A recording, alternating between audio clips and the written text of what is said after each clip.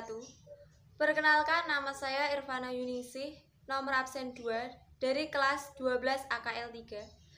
Ingin menerangkan materi tentang persatuan dan kesatuan bangsa pada masa revolusi kemerdekaan pada tanggal 18 Agustus 1945 sampai 27 Desember 1949.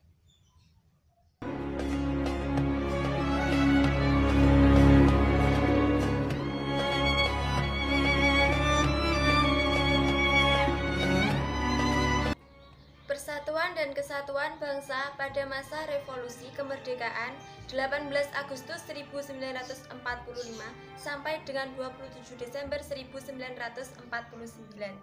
Pada periode ini, bentuk negara Republik Indonesia adalah kesatuan, dengan bentuk pemerintahan adalah republik yang mana presiden berkedudukan sebagai kepala pemerintahan sekaligus sebagai kepala negara. Sistem pemerintahan yang dipakai adalah sistem pemerintahan presidensial.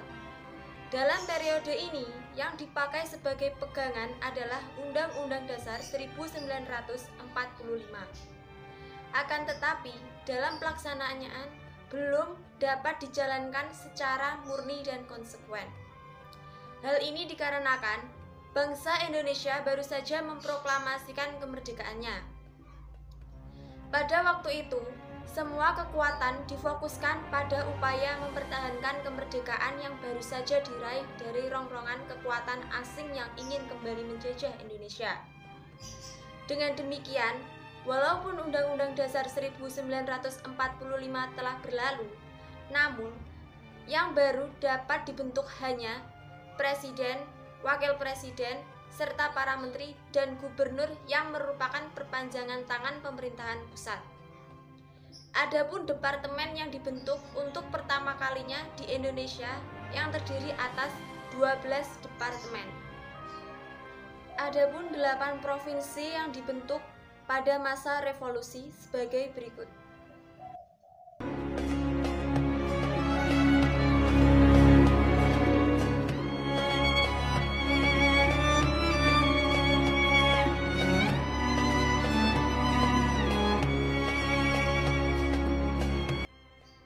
Kondisi di atas didasarkan pada aturan peralihan Undang-Undang Dasar 1945 yang menyatakan bahwa untuk pertama kalinya Presiden dan Wakil Presiden dipilih oleh PPKI. Lembaga-lembaga tinggi negara lain yang disebutkan dalam Undang-Undang Dasar 1945 seperti MPR, DPR, DPA, BPK, dan MA belum dapat diwujudkan sehubungan dengan keadaan darurat dan harus dibentuk berdasarkan undang-undang. Sebelum Majelis Permusyawaratan Rakyat, Dewan Perwakilan Rakyat, dan Dewan Pertimbangan Agung dibentuk menurut Undang-Undang Dasar ini, segala kekuasaannya dijalankan oleh Presiden dan bantuan sebuah komite nasional. Pasal 4 Aturan Peralihan Undang-Undang Dasar 1945 secara langsung memberikan kekuasaan yang teramat luas kepada Presiden. Dengan kata lain, kekuasaan Presiden meliputi kekuasaan pemerintahan negara atau eksekutif, menjalankan kekuasaan MPR dan DPR legislatif, serta menjalankan tugas DPA. Kekuasaan yang teramat besar itu diberikan kepada Presiden hanya untuk sementara waktu, supaya penyelenggaraan negara dapat berjalan. Oleh karena itu, PPKI dalam Undang-Undang Dasar 1945 mencantumkan 2 ayat aturan tambahan yang menegaskan bahwa 1. Dalam 6 bulan sesudah berakhirnya peperangan Asia Timur Raya, Presiden Indonesia mengatur dan menyelenggarakan segala hal yang ditetapkan dalam Undang-Undang Dasar ini. 2. Dalam 6 bulan setelah Majelis Permusyawaratan Rakyat dibentuk, majelis itu bersidang untuk menetapkan Undang-Undang Dasar 1945. Pasal 4 Aturan Peralihan Undang-Undang Dasar 1945 dijadikan dalih oleh Belanda untuk menuduh Indonesia sebagai negara diktator karena kekuasaan negara terpusat kepada presiden. Untuk melawan propaganda Belanda pada dunia internasional, maka pemerintah Republik Indonesia mengeluarkan 3 buah maklumat. Yang pertama, Maklumat Wakil Presiden tanggal 16 Oktober 1945 yang menghentikan kekuasaan luar biasa dari Presiden sebelum masa waktunya berakhir atau seharusnya berlaku selama 6 bulan.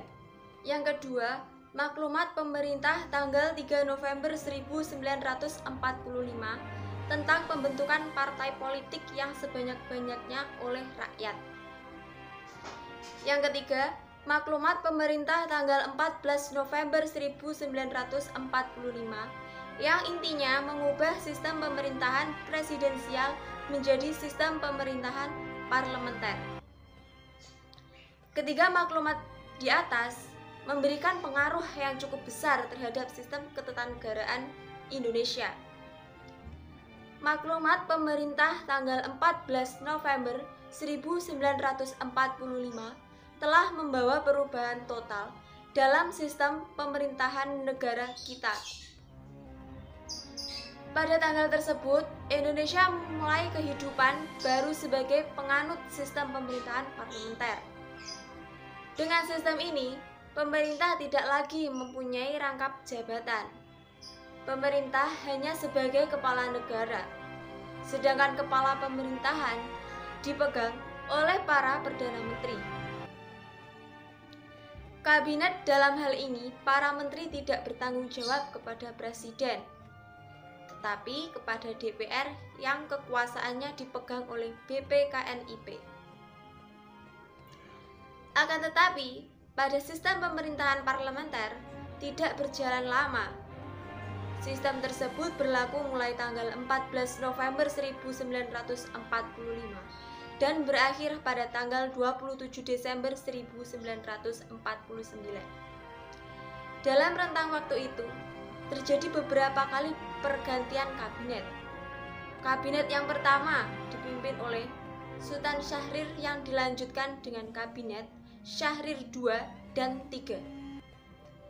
Sewaktu bubarnya kabinet Syahrir III, sebagai akibat meruncingnya pertikaian antara Indonesia Belanda, pemerintah membentuk kabinet presidensial kembali, yaitu pada tanggal 27 Juni 1947 sampai 3 Juli 1947. Namun, atas desakan para beberapa partai politik, Presiden Soekarno kembali membentuk kabinet parlementer seperti berikut ini.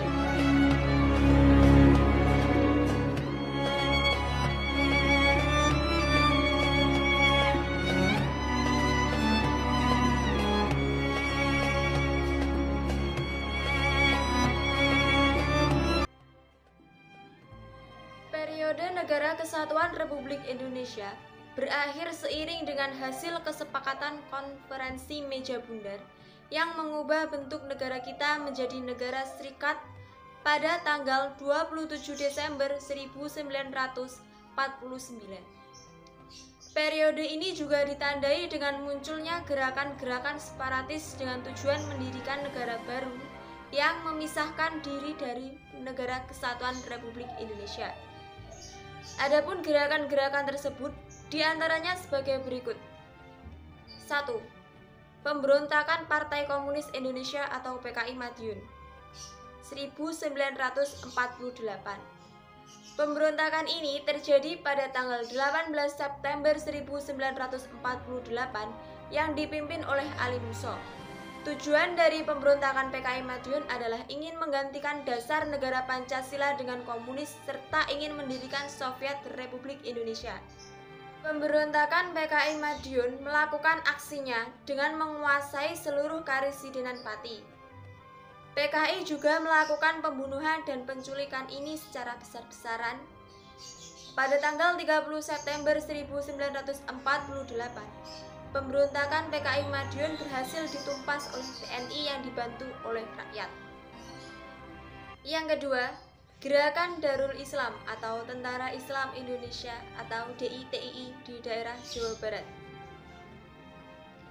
Pemberontakan DITII di Jawa Barat dipimpin oleh Sekar Maji Marijan Kartosuwiryo yang memiliki cita-cita untuk mendirikan negara Islam Indonesia.